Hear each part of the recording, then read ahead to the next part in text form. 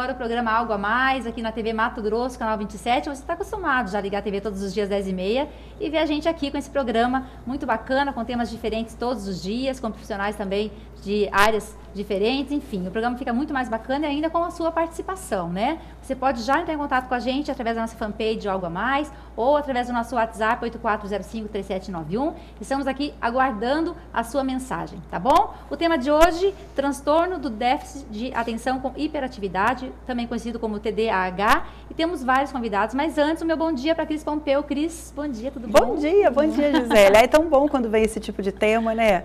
Que a gente que tem filhos, sabe? Nossa, percebe, se não tem em casa, percebe em volta, coleguinhas que têm, ou mães que ficam apuradas de como lidar com isso. É muito bom esse tipo de tema, adoro. Exatamente. E assim, pessoas, mães que pensam que o filho tem e na verdade não tem nada disso, né? Verdade. Então leva aquele susto e depois, enfim. Por isso que é super importante quando a gente traz aqui os profissionais para levar até vocês informações, para que não fiquem, de repente, fazendo uma tempestade no copo d'água, enfim. É muito importante, primeiro, sim, conversar com um profissional. E temos vários aqui, começando aqui com a Renata Jardini, a psicopedagoga, que já esteve no nosso programa há uns dias atrás. Muito obrigada pela sua presença. Voltou. Esteve recentemente numa aldeia, né? Foi, estava nos índios lá no Pará. E fez até uma tatuagem no braço. Mostra aí pra gente. Não é definitiva, tá? Mas olha que bacana. Olha lá, ficou legal, né? Legal. Ficou bonita, é uma tatuagem grandona. E aí, foi legal lá? Foi bom, os índios também estão interessados em alfabetizar, né? São índios caiapós, né?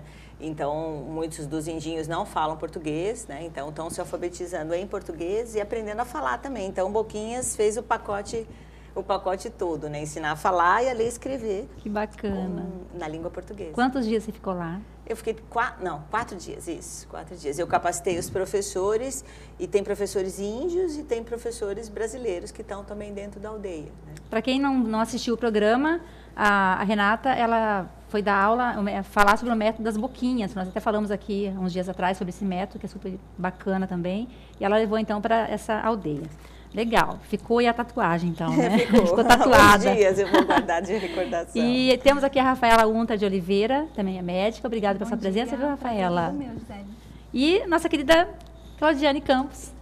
Tudo bom? Fono. Tudo bom, bom dia. Também que é tão importante, isso, né, Claudiane? Mais uma vez agradecer a oportunidade de a gente trazer para a sociedade, né, de Cuiabá e do Mato Grosso, uma informação que é tão importante, que é para os pais, para as escolas, para nós profissionais, né, para a sociedade em geral, conhecer um pouquinho do que é o transtorno de déficit de atenção com ou sem hiperatividade. Já é sócia do programa, né? Ai, que bom, né? Tão gostoso ouvir isso. Me sinto em casa. Sócia. Muito bom, eu que agradeço. Nós agradecemos, né, Cris? Tão bom ter uma parceira assim, chamou, né? Chama a pessoa. Eu estou sempre à disposição, sempre. Bacana. Bom, você falou aí, acho que a gente pode começar até a falar sobre esse assunto, sobre esse tema com hiperatividade e sem hiperatividade. Como isso. Quando a gente tem o diagnóstico, existe algum comportamento que vai diferenciar se ele tem realmente o transtorno de déficit, só o transtorno, só como se fosse uma pouca coisa, Vamos né? começar, então, o que é o transtorno, né, gente? Se a gente começa do final, vai de trás para frente, então, vamos começar certinho. O que é o transtorno, então, primeiro? Então, o transtorno de déficit de atenção, ele é caracterizado pelo excesso de falta de atenção, Então, como é que a gente pode explicar isso? Por exemplo... Não fica meio difícil diagnosticar isso? Não? Aquela criança muito levada, não quer estudar, não quer fazer tarefa, não gosta de estudar, mãe? É bem por esse caminho, né? E tal. Hoje que a gente diagnostica com mais facilidade, né? Mas antigamente era criança levada mesmo. Hoje ela é levada, mas pode ser não somente ser levada, né? Sim, na verdade envolve 3 dimensões, né, Claudiane? É a hiperatividade, o déficit de atenção e a impulsividade também, tá? É o transtorno mais comum na infância e adolescência, tá? Um dos mais encaminhados para os serviços especializados hoje em dia, tá? E como que faz para esses pais estarem notando esses sintomas?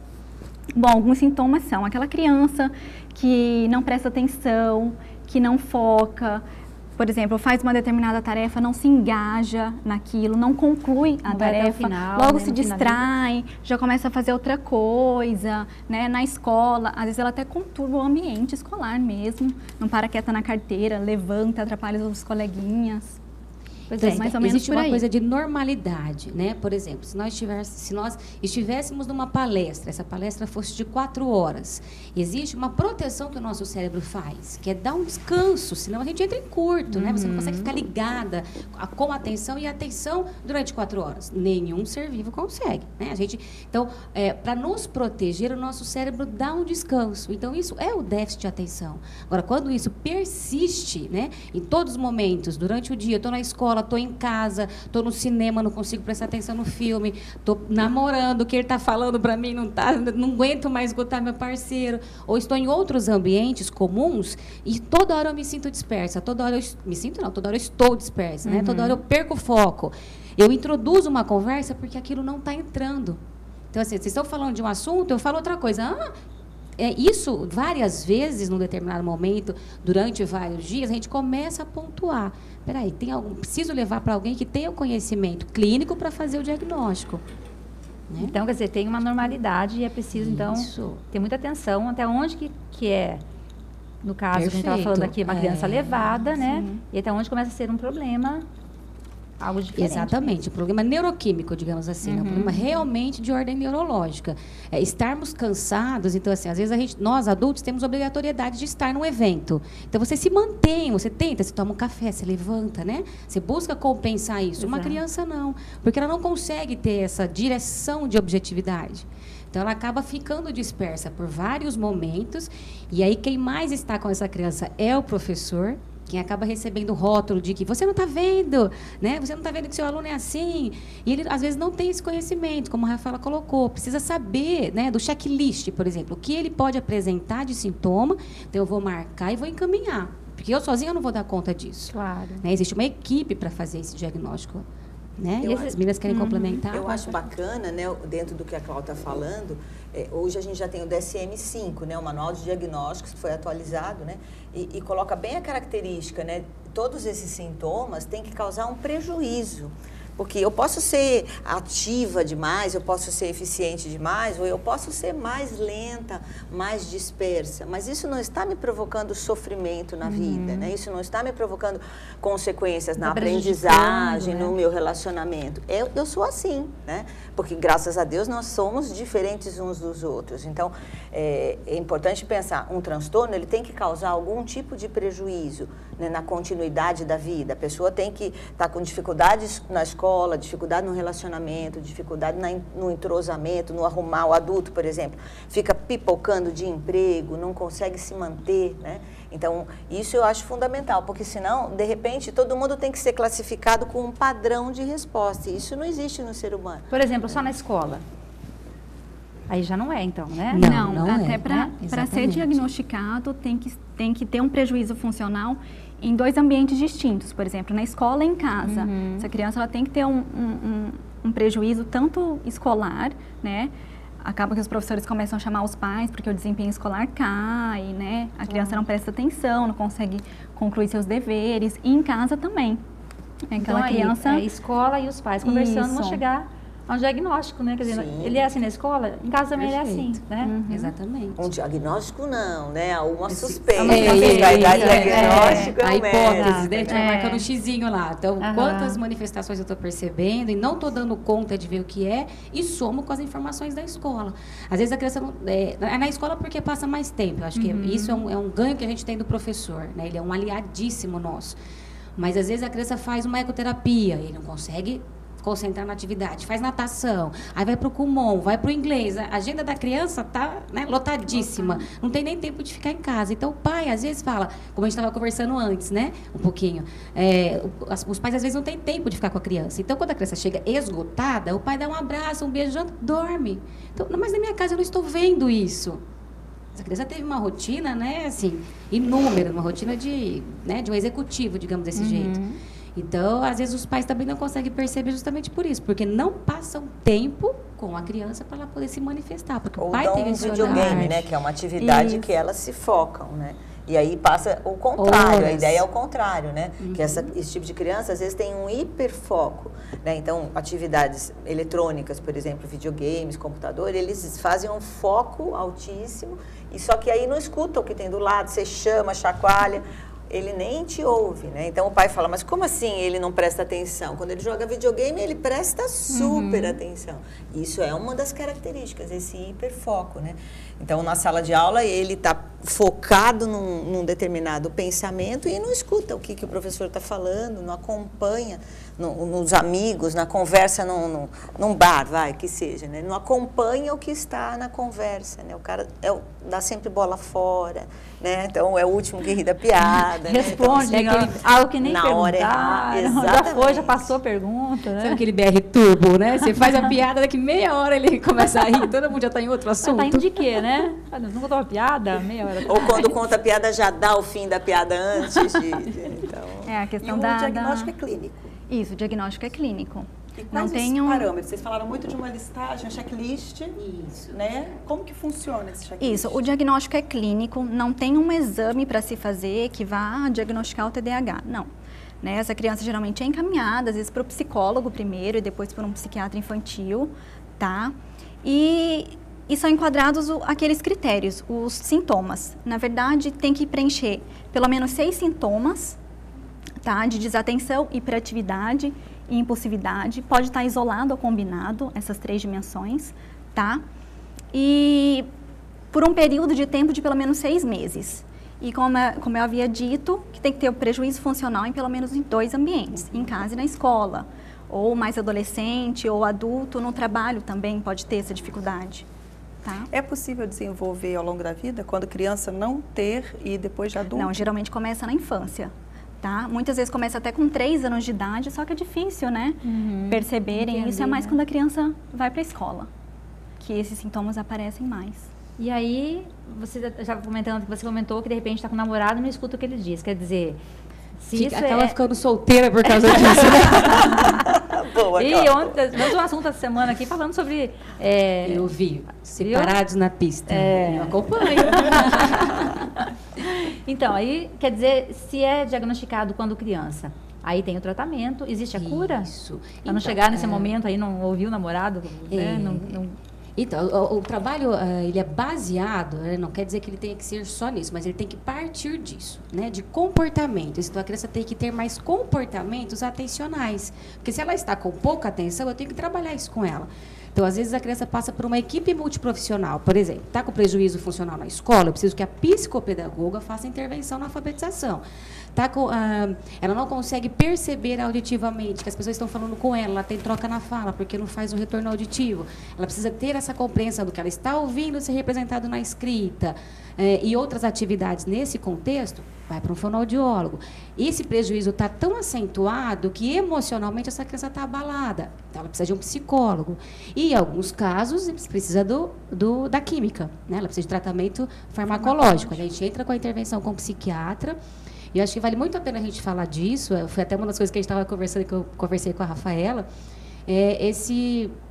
Esse boom que tem, né? No começo todas as crianças eram hiperativas, depois todas as crianças eram disléxicas, daqui a pouco eu não sei, agora todo mundo é autista, né? Daqui a pouco ninguém vai virar super-herói nessa história, né? Porque todo dia as coitadas das crianças, não gosto da palavra coitada, mas esse espaço todo que a criança tem é sempre com um rótulo, como se ela não fosse criança. Então, antes dela ter o transtorno, ela é uma criança. Então, a gente precisa ver dentro do aspecto de parâmetro normal, né? Sim, todo parâmetro é normal, mas dentro de uma normalidade, o que é esperado para uma criança de 3 anos, para que ela venha a ter suspeita de ter um transtorno ou não? O que é esperado para uma criança de 5 anos?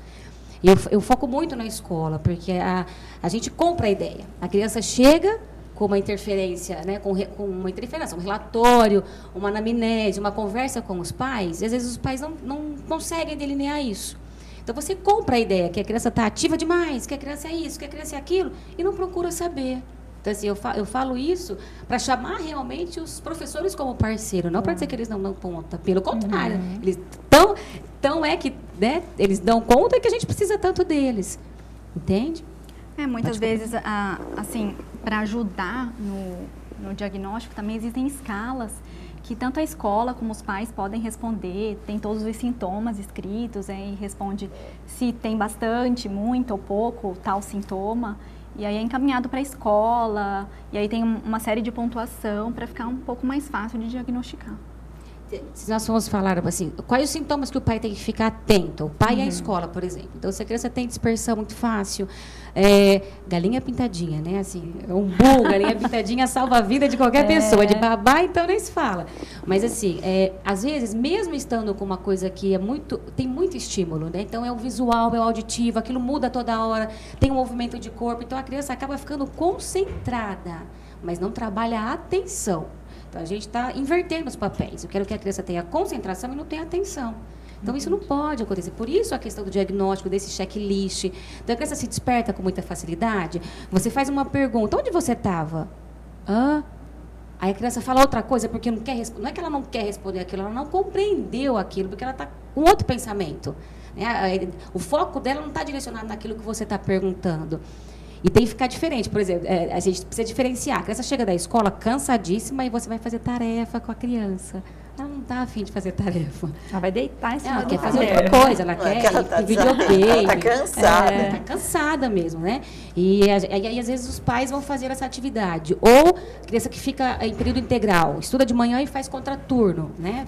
Precisa ter um apoio em horário diferenciado. Aí a professora pega ela sozinha, ela também não está afim.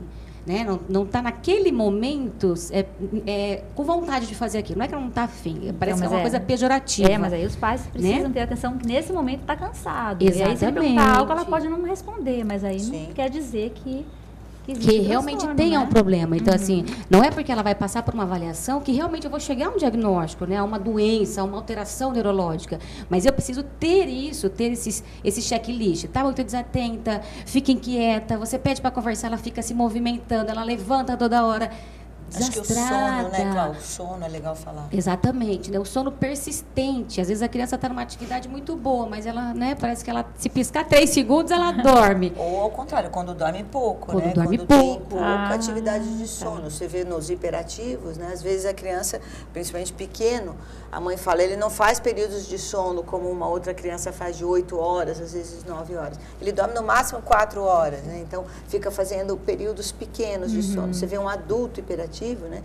É comum você falar, não, para mim 2 horas, 3 horas de sono está satisfeito. Um organismo normal não precisa, tem que dormir mais do que 2, 3 horas, né? Tudo bem, existem organismos que não precisam dormir 8, né? Mas 2, 3 horas é pouco. Porque se a pessoa está o tempo todo em atividade, né? Você escuta um adulto hiperativo falando, ele diz que dormir, ele está perdendo tempo na vida. Né, que ele tem que fazer mais coisa, ele tem que fazer mais coisa, ele tem que estar todo o tempo arrumando coisa para fazer. Acabou uma, né? Então é bem assim, com criança a gente escuta no consultório, né?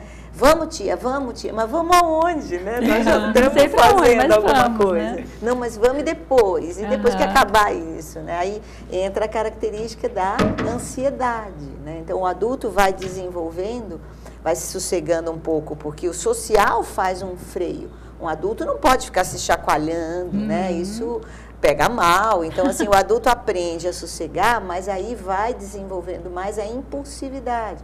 Não escuta a conversa até o fim, interrompe no meio, né? Então, levanta sem ter terminado o assunto. Então, ou a ansiedade, né? Aí já entra num processo ansioso, né? Então, aí já começa a ter as comorbidades, que aí eu acho legal depois a gente abordar, né? E depois do diagnóstico e aí fazendo todos esses tratamentos, né, vai para o psicólogo, psicopedagoga, enfim, a criança ela percebe que está sendo tratada isso, como que ela vê isso? Como que ela recebe esse tratamento? Eu acho que uma coisa legal que a gente tem que focar, como a Renata falou, a questão do sofrimento. Então, assim, a família sofre, a escola sofre e a criança sofre. Então, principalmente quando eu estou conversando com a criança antes de uma sessão de terapia, por exemplo, geralmente eu pergunto, como é que foi a escola? Nossa, tia, foi péssimo. Então, assim, ela não está dizendo eu estou sofrendo, né? Ela não está usando essa palavra, mas o contexto está te mostrando que ela não está bem, ela precisa de ajuda para fazer isso. Então, ela acaba tendo a consciência, sim. O que eu não posso é aproveitar desse momento e falar, tá vendo? Você não está tendo, né? E tripudiar em cima da aluna, enfim, da criança. Mas ela tem condições, sim, de ter a consciência do que está acontecendo. Isso é entra importante. bem nas técnicas de terapia, De né? terapia. Além da medicação. Acho que, Psicoeducação. sem dúvida, né? A terapia comportamental. Acho que, assim, o foco principal, né? Sendo um processo neuroquímico, né? O cérebro está faltando uma comidinha para que esses neurotransmissores, né? A dopamina, a serotonina, que sejam recaptados para que ele consiga ficar ou quieto ou mais ativo, né? No caso das duas características, né? Então, a química, né, a medicação, que ou o neurologista ou o psiquiatra vão fazer aí o tratamento, ela auxilia para o indivíduo, vamos falar assim, conseguir entender o que é um mundo atento, mas o trabalho comportamental, né, vai mostrar para ele o que causa a falta de atenção, né, quais são os prejuízos, porque o cara é tão desatento, ele é tão hiperativo que ele não enxerga o prejuízo. Ele não se dá conta que ele está interrompendo uma conversa no meio, que ele não está escutando a mensagem até o fim, que ele está derrubando tudo, ele não percebe isso. Tanto que quando a gente entra com a medicação, né, é muito comum. Eu já tive vários pacientes que entram e falam, nossa, você pintou a parede de verde? A parede sempre foi verde, né? O cara veio nesse consultório muitas vezes. Só que com o efeito da medicação, ele consegue estar mais no local, ele consegue estar mais aberto os canais, né? Então, aí é hora de uma terapia conscientizar, tá? Então, conscientizar desses efeitos. É como se a medicação potencializasse a atenção. Mas eu costumo dizer que só medicar não basta, porque a medicação, ela vai ter um efeito que ele vai assimilando.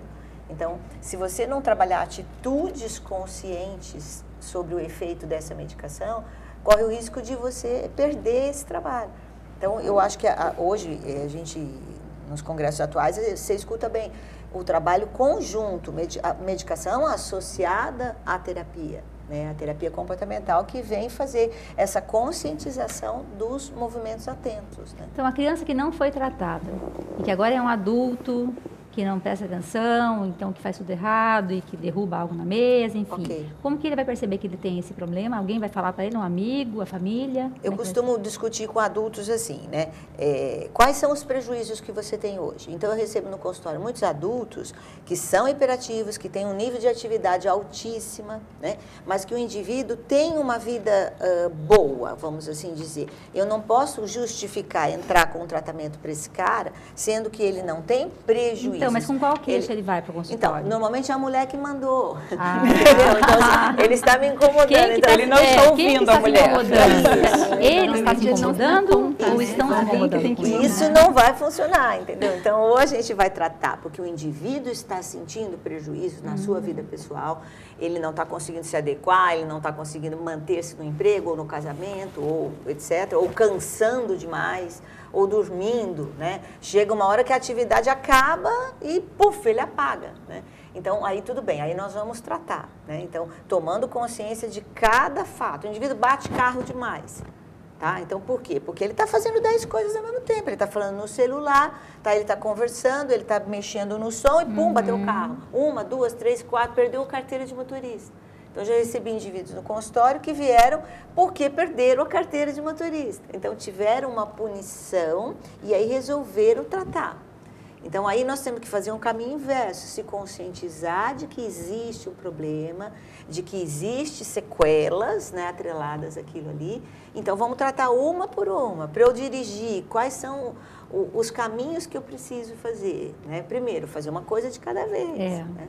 Então, o adulto vai ser tratado à medida de que ele detecta sofrimento, ok? E dentro do que está incomodando. Não adianta eu vir com um pacote para esse adulto que não vai servir, eu tenho que pegar no ponto, né? Então, as queixas são familiares. Então, vamos discutir por que as queixas são familiares, né? Então, quando você conversa comigo, você está vendo que você me interrompe? Então, aí eu vou mostrando situações, né, que ele possa ter um desempenho melhor. É claro que se um trabalho desse não tem resultados, o cara não fica, né? Então, tem que ter um resultado rápido. A medicação, quando é adequada, ela produz um efeito bastante consistente, o indivíduo percebe que ele executa mais coisas e fica menos cansado, né? E com a terapia eu vou conscientizar ele disso aí, né? Eu lembrei de uma historinha agora, que vamos ver se encaixa no transtorno. Ok. Por exemplo, você está conversando com uma pessoa e você conta um fato, uma história, né? E antes de terminar, a pessoa já vem com a mesma história. Se a tua é uma história ruim, ela quer que seja pior, que seja pior. Então, ela conta algo pior. Ou se a tua é boa, antes de terminar, ele já começa a contar uma melhor ainda que a sua. Isso se encaixa nesse transtorno? Claro, né? Então, eu tenho ele não para de falar paciente e sempre... Você fala para ele assim, olha, eu fui, ele fala, eu também fui. É a questão da eu fui mais longe que você, entendeu? Mais ou menos assim. Então, aí quando você fala, eu fui mais longe que você, ou a minha história é melhor que a ou sua. Ou pior, né? né? Porque você está contando algo trágico, ele quer que seja pior. Pior, né? mais drástico. Aí a gente vai falar um pouco dessas comorbidades, né? O que é uma comorbidade? Né? Essa patologia é uma patologia que tem características da presença altíssima de patologias outras que estão associadas. Então, às vezes você tem um indivíduo que é TDAH, mas está associado a um transtorno de conduta, né? Ou está associado a um bipolar, ou está associado a uma criança que vai apresentar uma ansiedade medicamentosa, não uma ansiedade normal, uma ansiedade além da conta, ou uma depressão. Então, às vezes, o sintoma da hiperatividade é diagnosticado mais fácil. Mas esses transtornos mentais que estão subliminares aí, começam a aparecer. O TOC, o transtorno obsessivo compulsivo, né? Começam a aparecer. Aí que os profissionais que atuam têm que ver, olha, nós estamos lidando com um caso que está fugindo, né, da sintomatologia clássica do TDAH. Então, é a hora de conversar com o médico, né, discutir, será que não seria legal a gente fazer uma avaliação pensando que pode haver uma outra patologia? Porque, às vezes, é caso de medicar essa outra patologia. Então, se o cara, né, a história dele é muito isenta... Você nunca consegue contar a sua história até o final e a sua sempre é mais sem graça, né? Porque aí ele vai ter prejuízo social, entendeu? Ele já chega, todo mundo fala, ih, lá vem o cara, eu não vou nem abrir minha boca porque a história dele é melhor. Exatamente. Isso causa um estranhamento, também, um afastamento. Né? Então, precisa bacana. de cuidado. Bacana saber disso. Não que é bacana isso, né? Mas é bacana saber disso. A gente vai para o intervalo, agora são 11 horas, em ponto. A gente vai para o intervalo, a gente volta já já. Hoje o tema está aí na tela, transtorno do déficit de atenção com hiperatividade. Estamos aqui com a Renata Giardini, Rafaela Unter de Oliveira e a Claudiane Campos. Voltamos já já.